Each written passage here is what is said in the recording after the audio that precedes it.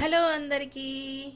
నాటి నేస్తాలు, మన చిన్ననాటి జ్ఞాపకాలు, మాటల్లో మమకారం, కథల్లో మనసు, కుటుంబ కథలకు స్వాగతం, సుస్వాగతం. నా కథలు మీకు నచ్చినట్లయితే లైక్ చేసి సబ్స్క్రైబ్ చేసుకోగలరు. ఇక ఈరోజు కథ ఏంటో వినేద్దామండి. పుత్రోత్సాహము తండ్రికి పుత్రుడు జన్మించినప్పుడే పుట్టదు. జనులా పుత్రుని కనుగొని పొగడగా పుత్రోత్సాహంబు నాడు పొందుర సుమతి అని మనందరికీ తెలుసు కదండి. ఎక్కడ గారాబం చేస్తే కొడుకు ఎక్కడ చెడిపోతాడో అని తండ్రికి భయం ఉంటుందండి. మరి ఈ కథలో శ్రీనివాస్ పరిస్థితి ఏంటో వినేద్దామా? ఇక కథలోకి వెళ్ళిపోదామండి. కథ పేరు ఓ నాన్న కథ. రాసిన వారు శ్రీపతి లలిత గారండి. కథలోకి వెళ్ళిపోదామండి. చదివేటప్పుడు సరిగ్గా చదవమంటే అయ్యగారికి కోపాలు. ఇప్పుడు ఈయనగారు ఇంజనీరింగ్ సీటుకి 5 లక్షల డొనేషన్ ఎవడ కడతాడు? నా దగ్గర డబ్బులు లేవు. తల్లి కొడుకు ఏం చేస్తారో చేసుకోండి కోపంగా అని రూమ్లోకి వెళ్ళాడు శ్రీనివాస్. నాకేం డొనేషన్ కట్టక్కర్లేదు. నేను ఏదో ఒక డిగ్రీ చేసి ఈయనలాగానే బ్యాంక్ క్లర్క్ కింద చేరిపోతాను. అప్పుడు ఆయన కళ్ళు చల్లబడతాయి. అంతకంటే కోపంగా బయటికి వెళ్ళాడు ప్రవీణ్. ఇద్దరి మధ్య ఎవరికి ఏం చెప్పాలో తెలియక మౌనంగా ఉండిపోయింది సునీత. శ్రీనివాస్ సునీతల ఏకైక కుమారుడు ప్రవీణ్. శ్రీనివాస్ ఒక బ్యాంకులో క్లర్క్. ప్రవీణ్ తెలివిగలవాడే. మంచి మార్కులతో ఇంటర్ పాస్ అయ్యాడు. ఇంజనీరింగ్ ఎంట్రన్స్లో మంచి ర్యాంక్ వచ్చింది. కానీ ఏ రిజర్వేషన్ లేని కారణాన ప్రవీణ్ అనుకున్న సబ్జెక్ట్లో అనుకున్న కాలేజీలో సీట్ రావటం కష్టం. అందుకే డొనేషన్ కట్టి చేర్చమని తండ్రిని అడిగాడు. పైగా నువ్వు కట్టలేకపోతే అప్పు తీసుకో, నేను ఉద్యోగం చేసి తీర్చుకుంటా అని కూడా చెప్పాడు.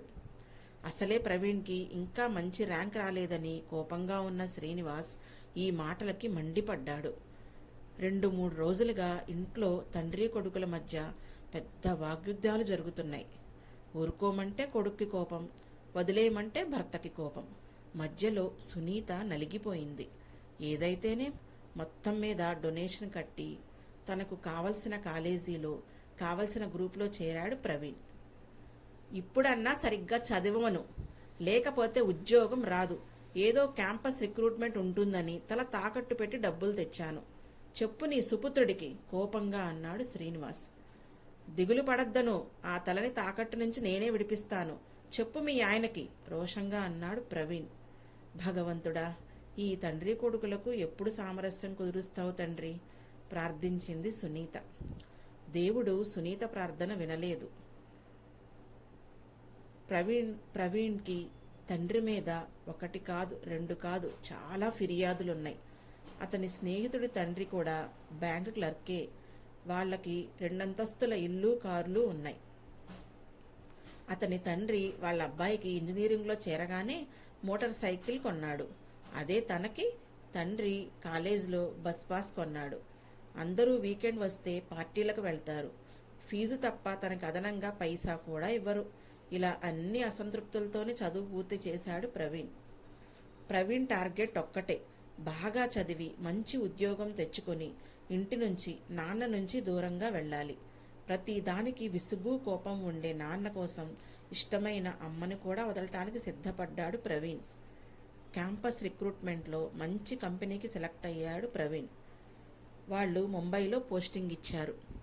ప్రవీణ్ వెళ్ళేటప్పుడు సునీత అతని కోసం చిరుతిళ్ళు చేసి, జాగ్రత్తగా ఉండు నాన్న, అక్కడ వంటకి పనికి మంచి మనుషులు దొరుకుతారట కదా, పెట్టుకో, ఇబ్బంది పడకు అని చెబుతుంటే మధ్యలో శ్రీనివాస్ అడ్డుకొని, ఇదిగో చేతిలో డబ్బులు బాగా ఆడుతున్నాయని వెధవేషాలు వెయ్యొద్దని చెప్పు, తాగుడు సిగరెట్లు అలవాటు చేసుకోవద్దని చెప్పు, అడ్డమైన గడ్డి తిని కుడితిలాగా మందు కొడితే ఎందుకు పనికి రాకుండా పోతాడు, పెళ్లి పెటాకులు లేకుండా అఘోరించాలి అన్నాడు. వినేవాళ్ళకి అవి తిట్లో జాగ్రత్తలో అర్థం కావు. అవును, అదే పని మరి నాకు. ఉద్యోగం చెయ్యకుండా తాగి అడ్డమైనవి తిని రోడ్డు మీద పడిచస్తాను, మీరొచ్చి ఈడ్చేద్దురు గాని కోపంగా అన్నాడు ప్రవీణ్. చిచి, అవేం మాటలరా శుభమా అని ఉద్యోగానికి వెళుతూ అన్న తల్లితో, ఆ సంగతి మీ ఆయనకి చెప్పమ్మా, అన్న కొడుకుని ఏమీ అనలేక, ఎందుకండి వాడు వెళ్ళేటప్పుడు ఇలాంటి అశుభం మాటలు, భర్త మీద అరిచింది సునీత. నేను నోరెత్తితేనే తప్పు, రుసరుసలాడుతూ లోపలికి వెళ్ళిపోయాడు శ్రీనివాస్. మొహం ముటముటలాడిస్తూ ప్రవీణ్ బయటికి వెళ్ళాడు. కన్నీళ్లతో సునీత కూర్చుండిపోయింది. ప్రవీణ్ ఉద్యోగంలో చేరి ఇల్లు తీసుకున్నాక తల్లికి మెసేజ్ పెట్టాడు. సునీత ఫోన్ చేసినప్పుడు మాట్లాడేవాడు. తండ్రి గురించి అస్సలు అడిగేవాడు కాదు. శ్రీనివాస్ని మాట్లాడమంటే అతను మాట్లాడేవాడు కాదు. కరవమంటే కప్ప కోపం, వదలమంటే పాము కోపం అన్నట్లు కొడుకుతో ప్రేమగా మాట్లాడమని భర్తకి చెబితే గారాబం చేసి నెత్తి మీద పెట్టుకుంటే ఎందుకు పనికిరాడు అంటాడు. నాన్నతో నెమ్మదిగా మాట్లాడరా అని కొడుక్కి చెబితే, నేనసలు మీ కొడుకునేనా? రోడ్డు మీద దొరికితే తీసుకొచ్చారా? నాన్న ప్రవర్తన చూస్తే నాకెప్పుడూ అనుమానమే అంటాడు ప్రవీణ్. ఈ తండ్రి కొడుకులకి ఎలా కలపటం అనేది ఒక పెద్ద ప్రశ్నగా మారింది సునీతకి. సునీత తమ్ముడు బెంగళూరులో విల్లా కొనుక్కున్నాడు. గృహప్రవేశానికి రండి అని ఆహ్వానం పంపాడు. సెలవు ఎక్కడా దొరకదు, నేను ఆ రోజుకి వస్తాను, నువ్వు ముందు వెళ్ళు, సునీతతో చెప్పాడు శ్రీనివాస్. తల్లితో గడిపినట్లు ఉంటుందని సునీత 4 రోజుల ముందు బెంగళూరు వెళ్ళింది. ఎన్నాళ్ల తర్వాత ఒక్కతే రావటంతో తల్లి పక్కనే పడుకొని కబుర్లు చెప్పింది. ఆ మాటల్లో శ్రీనివాస్ ప్రవీణ్ ప్రస్తావన వచ్చింది. ప్రవీణ్ అసలు వాళ్ళ నాన్నని లెక్క చేయడమ్మా, ఆయన కూడా అంతే, పుల్లవెరుపుగా మాట్లాడతారు. ఇద్దరూ ఉప్పు నిప్పులా ఉంటారు. ఏం చెయ్యాలో తోచటం లేదు, తల్లితో గూడు వెళ్ళబోసుకుంది. సునీత తల్లి విశాల శ్రీనివాస్కి మేనమామ భార్య. ఆమెకి అల్లుడంటే ప్రేమ, అభిమానం. ప్రవీణ్ కూడా అమ్మమ్మ మావయ్య కుటుంబంతో గడిపినట్లుంటుందని ముందుగా వచ్చాడు. ఉద్యోగస్తుడైన మనవణ్ణి చూసి మురిసిపోయింది విశాల. మేనమామ కుటుంబం అందరూ ఆప్యాయంగా పలకరించారు. కొడుకుని చూడగానే ప్రేమ ముంచుకొచ్చింది సునీతకి. ఎలా ఉన్నావురా? ఫోన్ చేస్తే ఎత్తవు. భోజనం బాగుందా? ఆఫీసులో అంతా బాగుందా? 6 నెలలైంది వెళ్ళి, అలవాటు పడ్డావా? ప్రశ్నలు కురిపిస్తున్న సునీతని, ఆగవే, వాడిని ఊపిరి తీసుకోనివ్వు అంది విశాల. ఇంతే అమ్మమ్మ, నీ కూతురికి హడావుడి, అల్లుడికేమో కోపం అన్నాడు ప్రవీణ్. అబ్బో, నా కూతురికి అల్లుడికి వంకలు పెట్టేంత పెద్దవాడివయ్యావురా నువ్వు. మనవడి బుగ్గలు నొక్కి, పద భోజనం చేద్దుగాని అంటూ లోపలికి తీసుకొని వెళ్ళింది. అమ్మమ్మ పక్కనే కూర్చొని కబుర్లు చెప్తుంటే సుష్టిగా తిన్న ప్రవీణ్తో, ఇవాళ నా దగ్గర పడుకోరా, మళ్ళీ ఎప్పుడు వస్తావో ఏమో అంది విశాల. చిన్నప్పుడు అమ్మమ్మ పక్కన పడుకొని కథలు విన్న రోజులు గుర్తొచ్చి, అలాగే అన్నాడు ప్రవీణ్. పక్కన పడుకున్న మనవణ్ణి ఉద్యోగం విశేషాలు అడిగి తెలుసుకొని, నీకు ఒక కథలాంటి నిజం చెప్తాను, ఇది నాకు బాగా తెలిసిన వాళ్ళది, వింటావా అంది విశాల. మాకు తెలిసిన కుటుంబంలో ఒక ఆయన, పేరు రామం అనుకో. ఆయన భార్య సీత. తల్లి తండ్రి 3 పిల్లలతో ఉండేవాడు. ఆయనకి ప్రభుత్వ ఉద్యోగం వచ్చింది. ఆయన పెద్ద కొడుకు పేరు వెంకటేష్. అనుకుందాం, చాలా తెలివిగలవాడు. లెక్కలు బ్రహ్మాండంగా చేసేవాడు. అప్పట్లోనే మేము అతనికి ఐఐటీలో సీటు వస్తుందని అనుకున్నాం. సరిగ్గా వెంకటేష్ ఇంటర్ 2వ సంవత్సరంలో ఉండగా రామం అకస్మాత్తుగా చనిపోయాడు. ఇంటికి ఆధారం పోయేసరికి అందరూ షాక్ తిన్నారు. రామం తల్లిదండ్రులు ముసలివారు. భార్య సీత పెద్దగా చదువుకోలేదు. ఇల్లు గడవాలంటే తప్పదని అప్పుడే 18 నిండిన వెంకటేష్ చదువు మానేసి తండ్రి ఆఫీస్ వాళ్ళు ఇచ్చిన గుమస్తా ఉద్యోగంలో చేరాడు. రామం పెద్ద స్థాయిలో ఉండి చనిపోయినా వెంకటేష్ ఇంటర్ మాత్రమే పూర్తి చేశాడు కనుక అతనికి గుమస్తా ఉద్యోగం ఇచ్చారు. ఐఐటీలో చేరి పెద్ద ఇంజనీర్ అవ్వాలన్న కళ అలా మొగ్గలోనే తునిగిపోయింది. తల్లికి వచ్చే పెన్షను, వెంకటేష్ జీతంతో అరడజనం మంది పొట్ట నిండాలి. తను ఎలాగూ చదవలేకపోయానని తమ్ముడు సురేష్ని ఇంజనీరింగ్ చదివించాడు. చెల్లి రాధ పెళ్లి కూడా మంచి సంబంధమని అప్పు చేసి మరీ పెళ్లి చేశాడు. వెంకటేష్కి పెళ్ళయింది. అతని భార్య బాగా నెమ్మదస్తురాలు. రామం తల్లిదండ్రులిద్దరూ కాలంలో కలిసిపోయారు. సురేష్ ఉద్యోగంలో చేరినా అన్నకి ఏమాత్రం సహాయం చేయకపోగా అన్నతో గొడవ పెట్టుకొని వెంకటేష్ కుటుంబానికి ఏమీ చెయ్యలేదని, తల్లి ఫెన్షన్ అంతా తినేశాడని నానాగోలా చేశాడు. తల్లి సీత కూడా సురేష్ మాటలు నమ్మి అతనితో వెళ్ళింది. వెంకటేష్ చేసిన సాయం, త్యాగం మర్చిపోయి తమ్ముడు చెల్లెలు ఇద్దరూ కూడా, మా కోసం ఏం చేశావు, నీ పీనాస్తనంతో మా కోరికలు ఏమీ తీర్చలేదు అన్నారు. తన కల నెరవేరకుండా తండ్రి చనిపోవటం, బాధ్యతలు నెత్తిమీద పడటం, ఆర్థిక ఇబ్బందులు, ఇంత చేసిన తల్లి తమ్ముడు చెల్లి ఏమీ చేయలేదని అనటం, వీటన్నిటితో తన బాధ ఉక్రోషం ఎలా తీర్చుకోవాలో తెలియక భార్య మీద కోప్పడేవాడు వెంకటేష్. ఆ భార్యకి అన్నీ తెలుసు కనుక ఏమీ అనేది కాదు. అందరి దృష్టిలో అతను పీనాసివాడు, కోపిష్టివాడు అయ్యాడు. బాధ్యతలు తీర్చడంతోనే ఉన్న డబ్బంతా ఖర్చయ్యి ఆర్థికంగా చితికిపోయాడు. ఆ సమయంలో పుట్టిన కొడుకుని విపరీతమైన క్రమశిక్షణలో పెంచాడు. గారాబం చేస్తే చదవడని భయం, చదవకపోతే తనలాగా మిగిలిపోతాడని భయం, డబ్బు ఎక్కువ ఇస్తే చెడిపోతాడని భయం, ప్రేమ అభిమానం ఎలా వ్యక్తం చెయ్యాలో తెలియని అతను కొడుకుని కూడా ఎప్పుడూ కోప్పట్టమే. దీంతో తండ్రికి తనంటే ఇష్టం లేదనుకున్న కొడుకు వెంకటేష్ అంటే ద్వేషం పెంచుకున్నాడు. తండ్రి కొడుకు ఇద్దరూ మంచివాళ్లే, ఇద్దరికీ ఒకరి మీద ఒకరికి ప్రేమ ఉంది. అది చెప్పడం చేతగాక ఒకరి మీద ఒకరు కోపంతో ఉంటూ మధ్యలో ఆ పిచ్చి తల్లిని ఏడిపిస్తున్నారు. కన్నీళ్లతో చెబుతున్న విషయాలని ఆపాడు ప్రవీణ్. అమ్మమ్మ, నువ్వు ఎవరి గురించి చెప్తున్నావు? సగం అర్థమయ్యి అడిగాడు. ఇంకెవరు? ఆ వెంకటేషే, మీ నాన్న శ్రీనివాస్ అంది విశాల. నువ్వు చెప్పింది నాన్న గురించా? మరి నాకు ఇదంతా ఎప్పుడు చెప్పలేదెందుకు? ఏమని చెబుతారు? ఇవన్నీ చెప్తే నీకు మీ నాన్నమ్మ మీద, బాబాయి, అత్తల మీద కోపం వచ్చి అసలే తెగిపోతున్న బంధాలు ఇంకా తెగుతాయని భయం. ఎన్నో కష్టాలు అనుభవించిన మీ నాన్నని కన్నతల్లే అర్థం చేసుకోలేదు. తియ్యగా మాట్లాడుతూ మోసం చేసేవాని నమ్ముతారు, కానీ న్యాయం మాట్లాడుతూ కోపంగా చెప్పేవారిని ఎవ్వరూ నమ్మరు నిట్టూర్చింది విశాల. మీ నాన్న నా కల్లుడు మాత్రమే కాదు, మేనల్లుడు కూడా. నాకు తెలుసు వాడి సంగతి. ఇతరుల సొమ్ము ఒక్క రూపాయి కూడా ఆశించనివాడు. భగవంతుడు కొంత అన్యాయం చేస్తే రక్త సంబంధం ఉన్నవాళ్ళు ఇంకొంత అన్యాయం చేశారు, బాధగా అంది విశాల. ప్రవీణ్ మౌనంగా ఉండిపోయాడు. గృహప్రవేశానికి ఇంకో 2 రోజులుంది. అందరూ ఎవరి పనుల్లో వాళ్ళు బిజీగా ఉన్నారు. తను చేసే సాయం ఏమీ లేకపోవటంతో సునీత కూడా హాయిగా కూర్చొని తల్లితో కబుర్లు చెప్తోంది. ప్రవీణ్ వచ్చి, అమ్మా, నాకు చిన్న పనుంది బజార్లో, నువ్వు కూడా రా అని తల్లితో చెప్పి, అమ్మమ్మ, మేము వచ్చేసరికి లేట్ అవుతుంది కానీ బయట తినేస్తాం అన్నాడు. అక్కడంతా మంచి షాపింగ్ సెంటర్. ప్రవీణ్ పెద్ద బట్టల షాపులోకి తీసుకొని వెళ్ళాడు.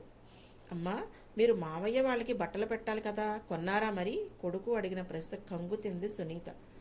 నాన్న 5,000 చదివిద్దామన్నారా, ప్రయాణం ఖర్చులు ఇంకో 5,000, అంతకంటే పెట్టడం కష్టం అన్న సునీత మాటలకి, ఇంతకు ముందు వేరు ఇప్పుడు వేరు, నేను సంపాదిస్తున్నాను కదా, మీరు లెక్కలు చూడక్కర్లేదు. అమ్మమ్మకి అత్తయ్యకి మంచి చీరలు తీసుకో, నానమ్మకు కూడా ఒక చీర తీసుకో అన్న కొడుకుని ఆశ్చర్యంగా చూసింది. 5,000 పెట్టి 3 చీరలు కొన్నాక ఇంకా ఖరీదైన చీరలు చూపించండి అని సేల్స్ గర్ల్తో అన్నాడు. ఇంకెవరికి అంది సునీత. అందరికీ కొని నీకు కొనద్దా అన్న కొడుకుని చూసి కన్నీళ్లు వచ్చాయి సునీతకి. పెద్దవాడివయ్యావురా అంది ప్రేమగా. మరెప్పుడు చిన్నపిల్లాడిగా ఉండిపోతానా ఏంటి అని నవ్వుతూ సేల్స్ గర్ల్ తెచ్చిన చీరల్లో 2-3 పక్కన పెట్టి, ఇందులో నీకు నచ్చింది తీసుకోమ్మా అన్నాడు. వాటి ధర చూసిన సునీత, అమ్మో 10,000, వద్దొద్దు, ఇందాకటి రేంజ్లోనే చూపించమ్మా అంది. ఆ మాటలు వినిపించుకోనట్లుగా, నీకు నచ్చింది తీసుకోకపోతే నాకు నచ్చింది నేను తీసుకుంటా అన్నాడు ప్రవీణ్. చేసేది లేక అందులోంచి ఒక చీర తీసుకుంది సునీత. రేపు ఇదే కట్టుకో అంటే తలూపింది. అక్కడి నుంచి మాల్కి వెళ్ళి శ్రీనివాస్కి, సునీత తమ్ముడికి బట్టలు తీసుకున్నారు. అన్ని చోట్ల క్రెడిట్ కార్డు ఇచ్చాడు ప్రవీణ్. సునీత భయపడుతూ అడిగింది, నీ అకౌంట్లో డబ్బులున్నాయిగా అని. మీ పెంపకంలో పెరిగానమ్మా, డబ్బు జాగ్రత్త లేకుండా ఎలా ఉంటుంది అన్నాడు నవ్వుతూ. ఇద్దరూ బయట హోటల్కి వెళ్ళి లంచ్ చేశారు. చాలా రోజుల తర్వాత సునీతకి కొడుకుతో అంతసేపు గడపడం మహా సంతోషంగా అనిపించింది. అదీకాక ప్రవీణ్ మాటల్లో తండ్రి ప్రస్తావన వచ్చినప్పుడు ఇది వరకట్లాగా కోపానికి బదులు ప్రేమ కనిపించింది. వీళ్ళు బజార్కి బయలుదేరిన కాసేపటికి శ్రీనివాస్ అత్తగారింటికి చేరాడు. చాలా రోజుల తరువాత వచ్చిన మేనల్లుణ్ణి ఆప్యాయంగా పలకరించింది విశాల. అల్లుడిగా కాకుండా మేనల్లుడిగా రావచ్చు కదా శ్రీను, ఎన్ని రోజుల తర్వాత వచ్చావు పలకరించిన అత్తయ్యకి ఒక నవ్వు సమాధానంగా ఇచ్చి, సునీత ఏది అని అడిగాడు. ఏమో, తల్లి కొడుకు బజార్కి వెళ్ళారు, భోజనం బయట చేస్తామన్నారు, నీకు పెడతాను, నువ్వు తిని రెస్ట్ తీసుకో అంది. తను ఎప్పుడు వచ్చేది సునీతకు చెప్పలేదు, అందుకే వెళ్ళుంటుందని. సరే అంటూ భోజనానికి కూర్చున్నాడు. అల్లుడితో పిచ్చాపాటి మాట్లాడి, శ్రీను, నీకు నేను అత్తగారిగా చెప్పడం లేదు, ఒక అత్తయ్యగా చెప్తున్నాను. కోపం తెచ్చుకోకు, నింపాదిగా ఆలోచించు. భగవంతుడు నీకు న్యాయం చెయ్యలేదు, నీ సొంత వాళ్ళు అన్యాయం చేశారు. ఆ ఉక్రోషం, కోపం నీ భార్య మీద, కొడుకు మీద ఎందుకు చూపించాలి? ఇప్పుడు ఈ ప్రపంచంలో నీకంటూ ఉన్నది వాళ్ళిద్దరే. సునీత నిన్ను అర్థం చేసుకొని వెలుగుతుంది, కానీ ప్రవీణ్ది ఉడుకు రక్తం. పురాతన కాలంలోనే భారవి తండ్రి తనని మెచ్చుకోలేదని ఆయన మీద కోపం తెచ్చుకున్నాడు. నీ కొడుకుని మరో భారవి కానివ్వకు. రోజులు మారే, మనము మారాలి. నేను నా పిల్లలతో ఎప్పుడూ మీరంటే నాకు ఇష్టం అనలేదు, నా ప్రవర్తనతో అర్థమయ్యేట్లు చెప్పాను. కానీ ఇప్పుడు పిల్లలకి అన్ని మాటల్లో చెప్పాలి. నువ్వు నీ అసంతృప్తి, భయాల నుంచి బయటపడు. నీ కొడుకంటే ప్రేమని బాహాటంగా చూపించకపోయినా వాడిని, సునీతని అందరి ముందు కోప్పట్టం మానేసేయి. మొగుడు ఇల్లాలని తిడితే ముష్టివాడు కూడా తిడతాడని ఒక మోటు సామెత. అల్లుడిని మెత్తగా కోప్పడింది విశాల. ఒక్క మాట కూడా మాట్లాడకుండా భోజనం చేసి లేచాడు శ్రీనివాస్. కొడుకు దూరం వెళ్ళాక ఆ లోటు బాగా తెలిసింది శ్రీనివాస్కి. ఎదురుగా ఉన్నప్పుడు విసుక్కుని తిట్టాడని కూడా బాధపడ్డాడు. అదే మాట అత్తయ్య చెప్తే నిజమే అనిపించింది. పడుకొని లేచేసరికి ప్రవీణ్, సునీత వచ్చారు. ఎంతసేపైంది నాన్న వచ్చి, ఎలా ఉన్నారు? తనని చూడగానే చిన్నపిల్లాళ్ళ పరిగెత్తుకొచ్చిన ప్రవీణ్ని చూసి కళ్ళు చెమ్మగిల్లాయి శ్రీనివాస్కి.